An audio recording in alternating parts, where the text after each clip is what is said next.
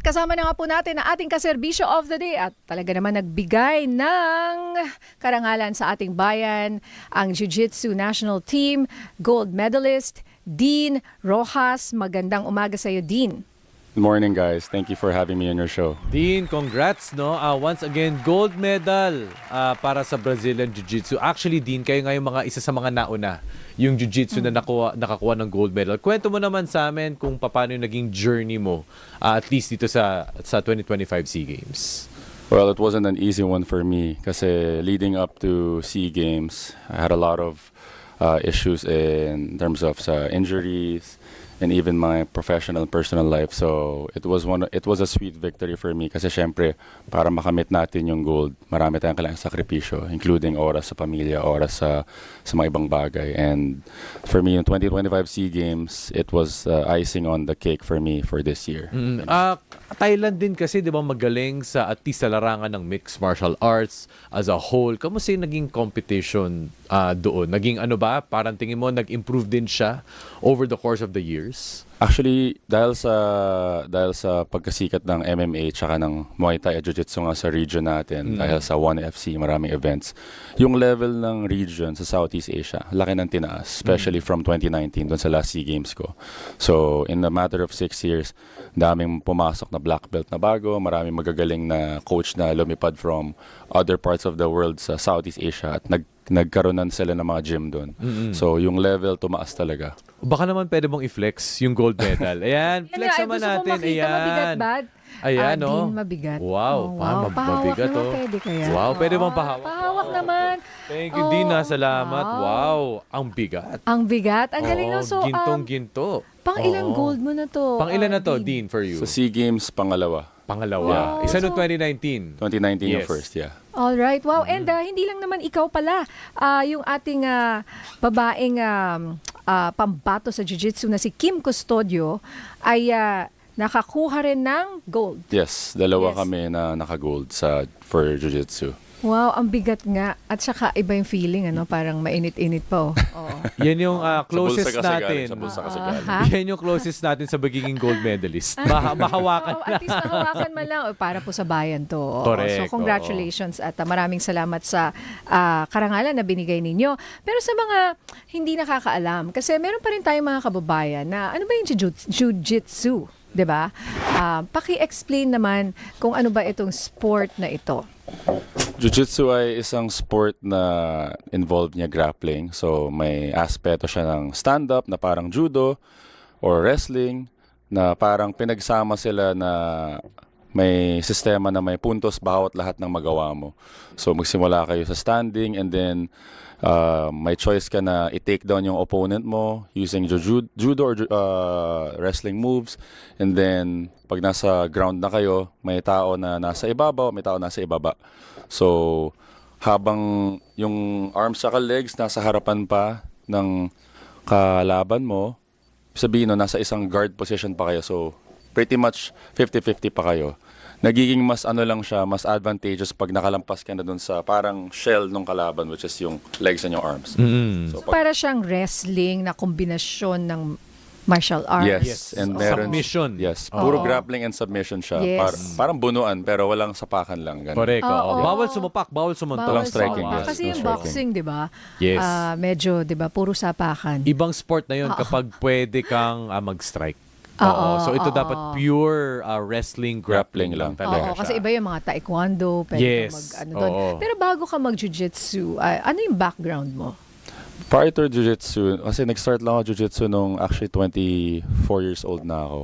So, 2014 yun. Actually, no, 23 years old, if I'm not mistaken. Before nun, athletics ako, track and field. Yeah, so that was my background for almost... Hindi mo pwede bigla ka na lang. Oo. I'm sure, Yeah. kaya ko tinanong. So, track and field. Yeah, that was my background for almost 9 years, playing for Ateneo, representing UAAP. And in high school, I also have a UAAP record Wow. for athletics. Anong event? octathlon and decathlon. Octathlon, so 8 events. Yeah, so like Wow. my hurdles, my high jump, ganun. So that was my background before jiu-jitsu. Correct. Ah. So athletic talaga. Oo, so how did that happen, ano? Siyempre, nanay ko, you were using. Lahat kami gusto magkaanak ng magaling na atleta, no? Ano, bata ka pa, sino nag-inspire sa'yo? Who trained you? Actually, yung sa athletics, more on I wanted to pursue something outside of basketball noong time. Because I was also doing basketball, mga Prada, Paya, and then MMBL school, na high yes. school, and then papasok na ng UAAP ng high school dapat. Pero So, I chose Ateneo, no? We're talking about Ateneo Ateneo High High School. School. Yeah. Ateneo. Pero prior to that, doing basketball, swimming, was also in other varsity sports. Pero kung ano lang yung makita ko na subukan, gusto kong subukan. Kasi hanggat di ko ba nasubukan, paano ko malalaman kung para sa akin o hindi? So, always that curiosity with what I can do, But is physically. it your dad, your mom, yung kaibigan mo, tito, na nag-inspire sa'yo, na nag-encourage? Kasi minsan may ganyan, kailangan mo may magpupush. O ikaw lang? More my parents let me explore what I wanted. Pero ang requirement nila, kailangan magpiano ako. Alam mo, lahat tayo ganyan. So, yung trade-off sa nanay ko, yung nanay ko sabi sa akin, pwede magawin yung mga sport mo, pero magpiano ka, maggitara ka. So, she encouraged me to always pursue arts. Okay. Wait a minute, so you can also play the piano and Oo. mag-guitar? That was my first black belt, actually. Talaga. Yeah. So, for 8 years, talagang pinukpo ko ang nanay ko mag-recital ka every year, 3 times a week. Wow. Yeah, so she was a stage mom in terms of wanting to see what else I can do outside Pero of sport. mahirap yun Pagod na pagod ka na nga sa Yun na ensayo, nga eh. tapos nag-arts ka pa. Paano mo nababalanse yun? Stricto nanay ko. Pero ano, Hello kung po. okay lang. Oh, hi, tita. Hi, mom. Shout out natin sa Shoutout natin siya. Kay tita kasi Shout out. dahil sa kanya. Oo. Yeah, actually dahil sa pag-push niya sa akin, tsaka ng Oo. tatay ko, it really forced me to go this certain path. So, even at an early age, ayaw nila ako na nagpupuyat, ayaw nila lang lumalabas ako. Naintindihan ko naman. Pero syempre, growing up in Filipino society, you'd be like, I want to be cool like everyone else, pero wala eh. Oo, alam mo, parang gusto ko yung mga magulang mo. Gusto ko maging ganyan. Oo kasi naisip ko rin, kaya nga sabi ko yung kunyari mga anak kong babae, para hindi mag-boyfriend, ay Mag-sports. gagawin kong active sa sports. Parang katulad yung anak ko ngayon, nasa school dahil nagte-training ng cheer dance, for Yeah. example. Puyat na puyat. Pagdating, parang wala ka nang Wala ganang ka ng mag-iPad. oras. Matutulog ka na lang That eh. is true. Oo. That is true. Especially if they know na kailangan nilang mag-aral pa, tapos the next day maaga sila ulit 7 a.m. sa school, diba? So, It teaches you discipline talaga. yeah, and all the excess energy goes to something that is more worthwhile, something you're building, rather than, doom scrolling and on your Tama. phone or Lalo na iPad. ngayon. Exactly. TikTok Oo. generation ngayon. Yes. Oo. Yeah. Hindi, ang question ko ngayon, paano ka na-shift sa dami-dami mong alam gawin? Paano ka na-shift at pinursu mo yung jiu-jitsu? Actually, ever since kahit nung track and field ako, gusto ko mag-jiu-jitsu. It's just that, nung nag-try ako isang beses habang nasa high school ako, na-injure ako. So sabi nung track and field coach ko, gusto mo ba matanggal sa team o gusto mo bang gawin na lang yan? So I was left with no choice. So the curiosity's always been there. Palaging gusto ko siyang itry dati. Kasi sabi ko, kaya ko yatang gawin to And true enough, because I didn't finish my playing years in college for track and field. I just focused on studies, nagbuhat na lang. And then 2 years after, sabi ko parang time na mag-jiu-jitsu because other than that, wala akong maging outlet sa athleticism. And So, for me, being yeah, go competitive my whole life, I just needed an outlet eh. Oh, Yeah. okay. And then, so you finished college in Ateneo also? Yes. Anong course? Curious rin ako. Management with psychology. Oh, Yeah, baka pwede na tayong Psych. psych. Hindi, at least may advantage kasi it's such I'm sure napakataas ng pressure for our athletes. Well, we've heard of mga away-away, di ba? Mga competition and all that. Kumbaga, kailangan na nasa tamang mental, state. Yeah. Especially sa mga struggles, di ba? How Na-mention did mo you, kanina. prepare yourself mentally also? Well, I couldn't have done it without the support group around me. People who catch you when you're about to slip off or when you're falling. Of course, my girlfriend Jen, she's always been supportive, and the people around us that I choose to surround myself with. Sila yung pag feeling ko wala ako sa tamang hulog sa araw na yun, nire-reassure lang nila ako and kakausapin ko lang sila. Curious ako, sa mga athletes ngayon, syempre 2025 na, pero sa papasok, syempre nagdaan ng pandemic eh. At pagiging atleta at an elite level, hindi naman an overnight. Naka-apekto ba yun in any way? In paano ka naka-rebound in terms of you being at peak form? Well, syempre yung pandemic, it was tough for everyone and nakikiramay tayo sa mga lahat na may mga na-experience, diba? Pero kung talagang gusto mo, gagawin ng paraan eh. But of course, I wasn't able to train jiu-jitsu for 1.5 years during pandemic because of yung very intimate siya, contact, diba? Wala pang vaccine yung mga tao noong time na yun. Correct. So, for me, I just trained every day whatever I can. May kettlebell sa bahay, pwede mo tumakbo sa labas. Pero, when I was, thankfully, no mga around 2022, when everything was opening up na, doon na nakabalik sa ensayo. And, yun nga, hindi naman ganun kadali bumalik, sa totoo lang. Pero dahil pinapundar ka na baseline ng pagtrabahuhan mo, yung conditioning mo, okay naman, madaling bumalik pag ganun. Pero pag pinabayaan mo sarili mo talaga, dahil sumuko ka sa sarili mo, sumuko ka sa maraming bagay, ganun din yun. At nangyayari yun. Nangyayari yun sa iba. Like, a lot of people after pandemic, they haven't been the same. And I feel for them kasi syempre, tatanungin mo na lang ano yung ginawa mo during nung time na yun. Alright. Babalikan natin si Dean Rojas, ang ating gold medalist mula sa Jiu-Jitsu National Team. And may makakasama na po ang kanyang one of his biggest supporters sa pagbabalik po ng nagsaserbisyo Niña Corpus at Migs Bustos. At kasama nga po namin ang aming special guest, si Dean Rojas, ang ating gold medalist mula po sa Jiu-Jitsu National Team. At syempre makakasama rin po niya sa puntong ito ang kanyang girlfriend, ang singer-actress na si Miss Geneva Cruz. Magandang umaga sa iyo, Jen. Hello, magandang umaga sa inyo at saka sa listeners mo. Yes, Morning. natutuwa kami kasi syempre ako fan. Yung mga kanta mo, oo, parang wala, timeless eh. Parang iba na kasi ngayon eh. Oo. So, well, una-una, I just want to ask, sabi kanina ni Dean, na ikaw talaga yung isa sa mga biggest factors kung bakit siya narating niya itong tagumpay na ito. Oo. Anong message mo sa kabiglang? May message ka ba doon? Oo. Reaction. And I think yung partners talaga, yung malaking bahagi talaga ng buhay, 'di ba? So, kung okay kayo sa bahay, okay ka sa lahat. Parang that's how I think also. But the thing is, I understand yung kalagayan niya as an athlete kasi performer din naman ako, and like his art, yung jiu-jitsu, kanya yun eh. That's his art. So nilagay ko lang din yung sarili ko doon sa paa niya, sinabi ko, sa sapatos niya, diba, na I have to be there for him. And to the point na pag nagte-training siya, ako yung kasama niya. Sabi ko, teka muna, wala naman akong SEA Games. Pero sige, okay na rin. Dahil meron din akong musical na ginagawa nung time na yun. So, sabay kami na talagang kailangan namin ng suporta sa isa't isa. Yung workout talaga. Kasi when I met him naman in 2022, yun na rin yung ginagawa ko. Kaya lang, nung dumating siya sa buhay ko, parang ang dami niyang kailangan i-correct doon sa weightlifting. Kasi nasa into strength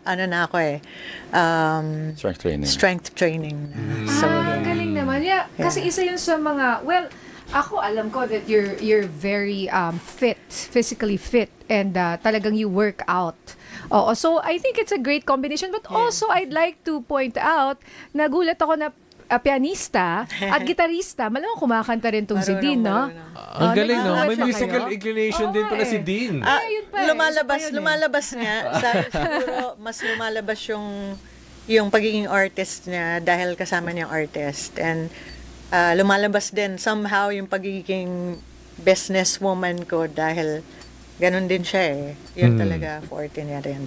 So what's it like as a supporter? Kasi syempre hindi naman biro na you support each other in training, pero pag competition na, kumbaga, nakaka-stress din ba? Or like, what's it like? Gusto ko lang na maayos siya kasi hindi lang kailangan yung strength ng katawan eh, pati yung emotions and yung mental state niya kailangan maganda. So, yun nga. And wala isa ako sa pinaka patriotic na tao na kilala ko sa Pilipinas. I serve the country through yun din Air Force, Philippine Air Force. So Yes. kaya bigay todo talaga yung support ako. So yun. And I've done like international competitions as Philippines well, rin. Yes, where I diba? represented the Oo. Philippines for Voice of Asia, and I won Yes, yes. the grand Oo, prize oo, also. oo, So you're- it's really good. So kumbaga parang ito ginagawa niya na for a while, international competitions, and alam ko na yung lifestyle niya, siya yun talaga eh. So itong mga since August talagang nag-train talaga siya. So yung kaming dalawa natulungan since August pa yun. Oo. Pero every day si Dean kailangan niya mag-training. Hindi siya yung ibang katulad ng iba na pagka hindi nasa season, hindi siya nagta-training. He trains every day. That's how he is. So Oo. Dedication. Yes. Okay, na mapunta naman tayo sa showbiz part. Oo. Since nandito na si Miss Jen, Oo. kumusta ka naman ngayon? Kasi Oo. we've been following you ever since. Siyempre, yung buhay mo, kumusta yung anak mo, di ba? well, my son Heaven is 29 and he just proposed to his girlfriend. So he'll be getting married next year. And then I have an 11-year-old daughter na mahal din si Dean and mahal na mahal niya. So yun, thankful kaming mag-ina, syempre, dahil si Heaven lives in LA. In the States, yes. And kaming dalawa lang talaga for the longest time. And I'm just so grateful, thankful to God that I have him. We have him to protect us, black belter pa, diba? Tama. Sabi ko, thank you, God. Babae pa yung anak. At saka yung babae niyo, na anak. What's her name? What's her name? The name is London. London. Tinuturuan niya na rin ng basics. Tama. I'm Oo. sure So, magkakamali. kami dalawang magnanay. Striking Right. muna, tsaka grappling. Yes, oo. Tsaka mahalaga Actually, din yun ngayon, di ba? Sa younger mga kids. babae? Yes, Oo. oo. Builds character, resilience, tsaka, overcoming adversity. Malaking bagay yun. Tama. oo. Magiging strict ka rin ba kay London katulad nung nanay mo? I don't need to be strict with her because she's strict with herself. Wow, She listens to us, pero more kay Dida. Oh, okay. Listens to Dida. So, Calls you Dida. Oh, okay. So, well, that's wonderful to know, Jen. Baka meron ka rin mga shows, upcoming shows. Ano nga abangan namin sa'yo Well, sa mga susunod na buwan? I just finished doing yung Jeprox, the musical. Yung She won mga- an award for, by the way.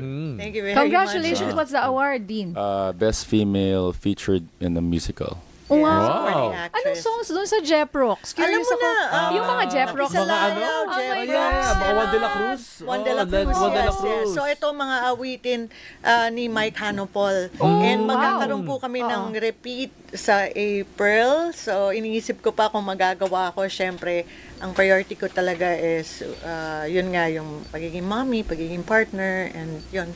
But, why not, diba? If I Gusto can do namin it. makita sana sumali ka ulit sa April. And pero sure na yun, Manonood merong tayo. So, Jeprox ulit. nanalo rin kami sa ng April. Best Musical. Okay. Ganun kagaling. And he has seen it 5 times. Oh, 5 times. I would love to 5 see it. times. Ikaw, Yeah. gano'n ka rin the ka-supportive? Ay, kapag- sobra. oo. 5 out of 10 nga. Sobra, to the point na pag wala pa siya sa bahay, hindi pa ako makatulog. Oh, Tama, That's tama. true. ikaw ba, Mix, hindi ka rin makatulog? Hindi, pag wala minsan ka sa nakakatulog station? ako. Oy, Vince, dapat di ka rin matulog pag wala pa ako, ha? Ang hirap nito, ha? Yung standards natin, tumaas bigla, Tumaas bigla. Oo, Okay, eh. Oo. May nakakatuwa naman. Well, again, congratulations to you, Dean, and of course to you too, Geneva. Thank you, guys. We love seeing you kasi ako talaga fan ako. Yung start ko pa lang, Smoky Mountain, Thank you very and all the much. songs. Iba na eh. Kasi dati, meron pang social consciousness yung mga Yes, kanta that is nyo. correct. Especially anak ng Pasig and all that, no? Yeah. Anak ng Pasig, hindi Smoky Mountain, pero okay, yun hindi yung ba? album Sorry. ko after Smoky Mountain. Oh, wow, oo. At saka yung grupo na yun eh. Yes. Di ba classic eh? Hindi ba kayo magre-reunion? Depende yan That kay would be- Mr. Ryan Oo. Kayabyab. Oo, Siya, Sir nasa Ryan kanya. Kayabyab. That would be a Oo nga. that would be the Shout out. concert of the century. Di ba? Correct. All right, so maraming salamat Miss Geneva Cruz, and of Thank course sa kanyang partner na si Dean Rojas, ang ating gold medalist. Congratulations as well as to your teammate na si Kim Custodio na nanalo rin. Of course, the whole team, all our athletes na nakikipaglaban ngayon. So what's next, Dean? Para sa'yo, ano mga aabangan na competition na next, at least in the coming years? Well, the next would be, of course, Asian Games Malaki this yan. coming year. Yeah. So Oo. it's a bigger field, more countries joining. So that one, and of course, the rest of this year, the rest of the coming year, more. Because I just got my black belt last year, so more competitions at black belt this coming year. All right. Good Right. luck. Thank Okay, you. please stay where you are. At meron lang tayong announcement. Dahil nga dun sa munting hiling sa Pasko, ay hindi na nga natin nakausap tong si Von kasi wala na pong oras. Pero what you can do po para makatulong po tayo sa mga bata ng Payatas, Partner Migs, ay pumunta po kayo sa Instagram account ng Munting Hiling or Munting Hiling sa Pasko, at sa halagang 200 pesos po ay makakatulong na po kayo sa ating mga bata dyan po sa Payatas. Kung meron po tayong photo, aabot ba yung ating graphics tungkol dyan? Ayan po ang kanilang GCash yan. Kukunan nyo na 200 pesos lang or more. I mean, kahit magkano po ay maa-appreciate po ng kanilang grupo. Yan po ang Munting Hiling 20th anniversary nga po pala nila. Bukas na po yan. So, hopefully ay makapag-donate po kayo ngayon na. No, Partner Mix. Opo. So yun po, no. So kung ano po ang pwede nating maibigay, wala pong maliit, wala pong malaki. Kung meron din po kayong mga alam din, no, at isa inyo pong komunidad, kumbaga syempre, this is the season of giving. Alright. Ako, maraming salamat. Once again, thank you to our special guest, Ms. Geneva Cruz and Dean Michael Rojas, ang ating gold medalist sa SEA Games. Okay, quick pabati lang po sa mga ating YouTube viewers, Musikerong Bundokero, Ben Rances, Ligaya Chingtan, Juro Dulce, Tita Nona Damian, Alfredo Piñol at si Celia. Alright, thank you. Uy, Friday na. Happy weekend. It's the last weekend bago po magpasko. So ingat po sa traffic at baon po ng konting pasensya. Yeah, yung Metro Manila Film Fest ay magsisimula na po, ay dapat nga po talagang suportahan natin ang pelikulang Pilipino. Yes, Geneva. Add lang, meron akong movie out right now. It's called Nasaan si Jesus, where I play nun. Wow. Kasama ko dito sila Bembel Rocco, si Jeffrey Hidalgo, Rachel Alejandro, at marami pang iba. Sana panoorin po ninyo, nasa SM Cinemas. Wow, kasama ba siya sa MMFF? Hindi kami umabot. Sayang. Sayang. Pero it's now... Panoorin ninyo, maganda Oo. for Christmas. families to watch, yes. Yeah, nasaan Si si Jesus. Jesus? Nasa SM Cinemas It's a po. musical. Oh, Yeah, okay. It's a musical movie. Wow. All right. Kaya pala puro singers yung mga kasama dyan. So, well, good luck and congratulations again.